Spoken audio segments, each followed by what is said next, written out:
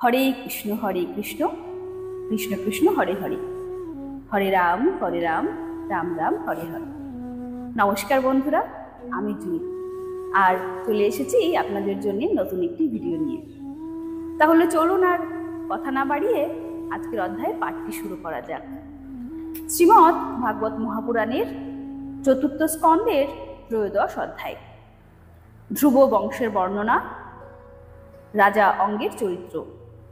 সুত বললেন, মহামুনি শৌনক কুশারবি পুত্র মৈত্রেয় মুনির মুখে ধ্রুবের ভগবত পদলাভের বৃত্তান্ত শুনে বিদুরের হৃদয়ে ভগবান বিষ্ণুর প্রতি প্রবল ভক্তিভাবের উদ্রেক হল এবং তিনি পুনরায় তাকে জিজ্ঞেস করতে আরম্ভ করলেন।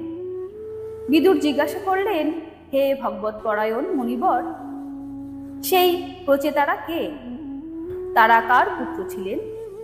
কার বংশে জন্মগ্রহণ করে তারা খ্যাতি লাভ করেছিলেন? তারা কোথায় বা যজ্ঞ করেছিলেন?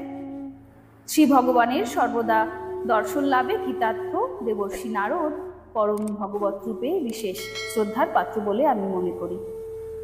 তিনি পঞ্চরাত্র নামক শাস্ত্র রচনা করে শ্রীহরির পূজা পদ্ধতি রূপ ক্রিয়াযোগ উপদেশ করেছেন। প্রচেতাগণ স্বধর্মচারণে রত হয়ে যখন ভগবান যোগেশ্বরের আরাধনা করেছিলেন, সেই সময়ে ভক্তপ্রবর নারদ ধ্রুবের গুণগান করেছিলেন। হে ব্রহ্মনিষ্ঠ মহর্ষি, সেই স্থানে তিনি ভগবানের যে সব লীলা কথার কীর্তন করেছিলেন সেগুলি আমাকে সম্পূর্ণরূপে বলুন। আমার সেগুলি শোনার একান্ত ইচ্ছা হচ্ছে।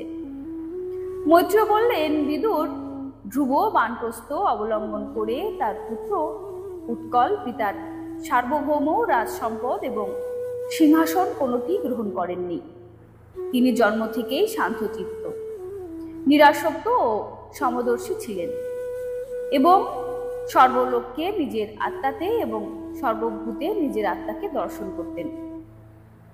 তার অন্তঃকরণের বাসনারূপ মল অখণ্ড যোগাগ্নিতে ভৎসনাথ হয়ে গেছিল।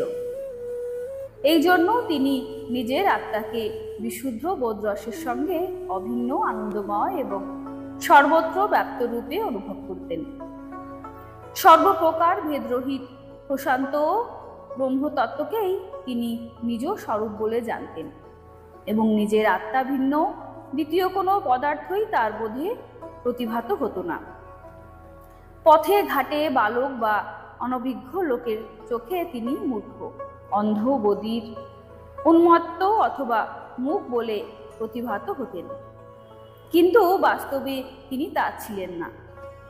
অগ্নির শিখা ঊর্ধ্বমুখী না হলে যেমন সেই শান্ত অগ্নির স্বরূপ অনেক সময় বোঝা যায় না, সেই রকম তারও স্বরূপ সাধারণের কাছে অপ্রকাশিতেই থাকত।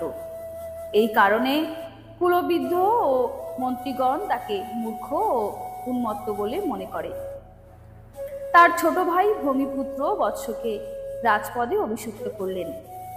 বৎসরের প্রেয়সী ভার্যা সবৃদ্ধির গর্ভে পুষ্পার্ণ, তীক্ষ্ণকেতু, ঈশ, সূর্য, বসু এবং জয় নামে 6 জন পুত্রের জন্ম হয়। পুষ্পাবর্ণের প্রভা এবং দোষা নামে 2টি পত্নী ছিলেন। তাদের মধ্যে প্রভার প্রাত, মধ্যনিন্দ এবং সায়ং নামে 3টি পুত্র জন্মেছিলেন। দোষারও 3 পুত্র, তার নাম প্রদোষ, নিশীথ এবং বুষ্ট। বুষ্ট নিজ পত্নী পুষ্করিণীর গর্ভে সর্বতেজা নামে পুত্রের জন্ম দিয়েছিলেন। তার সর্বতেজার পত্নী আকুতির গর্ভে চক্ষু নামে পুত্রের জন্ম হয়। তিনি চাক্ষুষ মন্বন্তরের মনু। চক্ষু মনুর পত্নী নভভলা।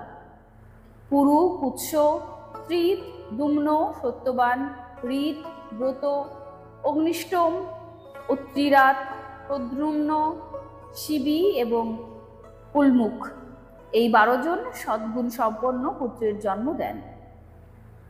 এদের মধ্যে উল্মুখ নিজ পত্নী পুষ্করিণীর গর্ভে অঙ্গ, সুমনা, খ্যাতি, ক্রতু, অঙ্গিরা এবং গয় এই 6 জন মুনিপুত্রের জন্ম দেন। অঙ্গের পত্নী সুনিথা বেন নামে অত্যন্ত দুর্নিবিত এক পুত্রের জন্ম দেন। যার দৌরত্ব সহ্য করতে না পেরে তার পিতা রাজর্ষি অঙ্গ রাজধানী ছেড়ে চলে গেছিলেন। প্রিয় বিদুর মুনিদের বাক্যে বজ্রের মতো অমোঘ হয়ে থাকে। তারা কুপিত হয়, বেনকে অভিশাপ দেন এবং তার ফলে তার মৃত্যু হলে অরাজক পৃথিবীতে প্রজাবৃন্দ দস্যুদের দ্বারা অত্যন্ত অত্যাচারিত হতে থাকে।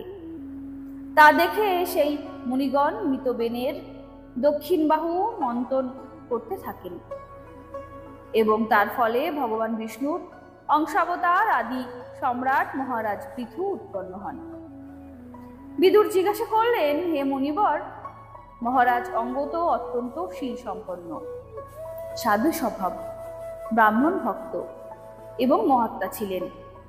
তার কি করে বেনের মতো দুষ্টপুত্র জন্মালো, যার জন্য তিনি দুঃখিত চিত্তে নগর ছেড়ে যেতে বাধ্য হলেন?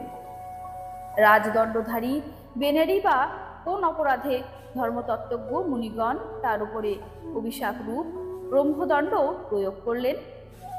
প্রজাপালক রাজা যদি কখনো কোনো অন্যায় আচরণও করে ফেলেন, তবুও প্রজাদের তাকে অবমাননা করা উচিত নয়, কারণ তিনি সমস্ত লোকপাল দেবগণের তেজের নিজের প্রভাবে ধারণ করে থাকেন। হে ব্রাহ্মণ, অতীত অনাগতের বেত্তাদের মধ্যে আপনি সর্বশ্রেষ্ঠ। আপনি আমাকে সুনিথা তনয় বেনের বৃত্তান্ত বলুন। আমি আপনার প্রতি ভক্তিসম্পন্ন ও শ্রদ্ধাশীল শ্রোতা। মৈত্রেয় বললেন, বিদুর একবার রাজর্ষি অঙ্গ অশ্বমেধ মহাযজ্ঞের অনুষ্ঠান করেছিলেন। সেখানে ব্রহ্মবাদী পুরোহিতরা দেবতাদের আবাহন করা সত্ত্বেও দেবতারা নিজেদের যজ্ঞভাগ গ্রহণ করার জন্য উপস্থিত হননি। তখন ঋত্বিকগণ বিস্মিত হয়ে যজমান মহারাজ অঙ্গকে বললেন, মহারাজ, আমরা যে সকল ঘৃত প্রভৃতি দ্রব্য আহুতি দিচ্ছি, দেবতারা তা গ্রহণ করছেন না। আমি জানি যে আপনার হোম সামগ্রীতে কোনো রকম দোষ স্পর্শ ঘটেনি। আপনি অত্যন্ত শ্রদ্ধার সঙ্গে সে সকল আরোহণ করেছেন। সেখানে যে মন্ত্র পাঠ করা হচ্ছে তাও বীর্যহীন নয়, কারণ সেগুলি যারা প্রয়োগ করেছেন সেই ঋত্বিকরা যাজকচিত সমস্ত নিয়মই পূর্ণনিষ্ঠার সঙ্গে পালন করে থাকেন।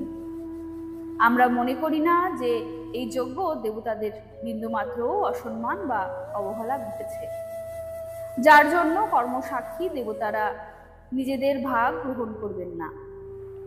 মৈত্রেয় বললেন, ঋত্বিকগণের কথা শুনে যজমান অঙ্গ অত্যন্ত দুঃখিত ও উদ্বিগ্ন হলেন।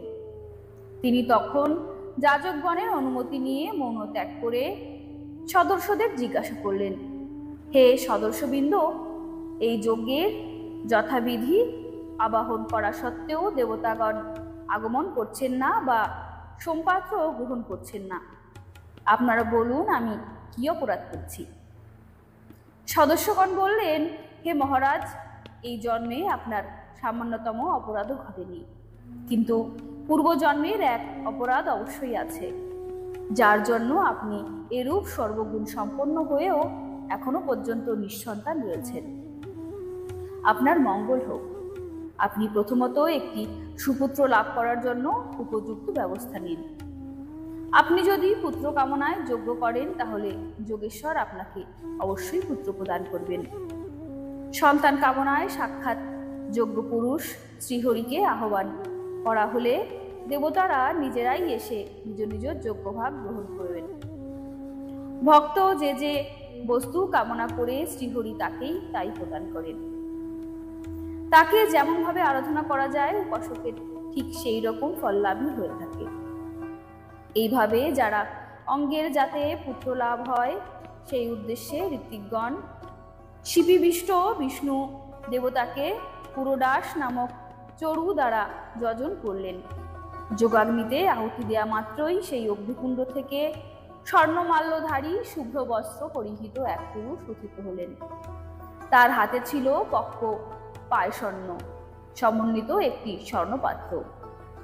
উদারবুদ্ধি সম্পন্ন মহারাজ অঙ্গ যাজক ব্রাহ্মণগণের অনুমতি নিয়ে নিজের অঞ্জলিতে সেই পায়স্বর্ণ গ্রহণ করলেন এবং নিজে তা আঘ্রাণ করে মহানন্দে নিজের পত্নী হাতে প্রদান করলেন। পুত্রদানের সমর্থ সেই পায়সন্ন ভক্ষণ করে সন্তানহীনা রাজ্ঞী সুনিধা মহারাজ অঙ্গের পুত্রকে গর্ভে ধারণ করলেন এবং যথাকালে সেই পুত্রের জন্ম দিলেন। সেই পুত্র কিন্তু বালক বয়স থেকেই অধর্মের বংশে জাত, নিজের মাতামহ মৃত্যুর অনুগামী হল। ফলে সেও অত্যন্ত অধার্মিক হয়ে উঠল। সেই দুর্বৃত্ত বালক উদ্ধত ধনুর্বাণ হস্তে ব্যাধের মতো বনে গিয়ে নিরীহ মৃগদের হত্যা করত। তাকে দেখলেই লোকে ওই বেন আসছে বলে সন্ত্রস্ত হয়ে উঠত। সে এমন ক্রূর প্রকৃতি এবং নির্দয় ছিল যে খেলার মাঠে ক্রীড়ারত নিজ সমবয়সী বালকদের উপর পশুর মতো বল প্রয়োগ করে হত্যা করত।